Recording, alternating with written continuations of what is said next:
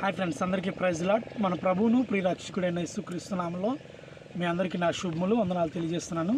మరి సాయంకాల సమయంలో, ఈ మధ్యాహ్న సమయంలో మరి ఈ కొండ మీద ఉన్నప్పుడు దేవుడు చేసిన ప్రసంగాన్ని జ్ఞాపకం చేస్తాను.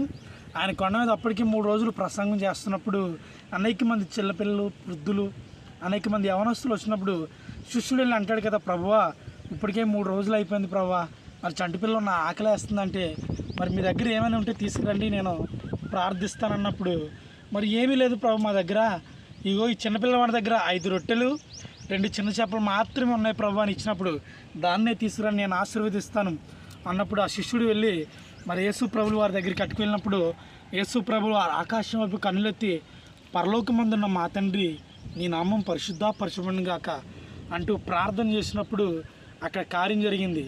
అక్కడ చిన్నపిల్లలు కాకుండా పెద్దవారు 5,000 మంది ఉన్నారు దాదాపు. అంటే అక్కడ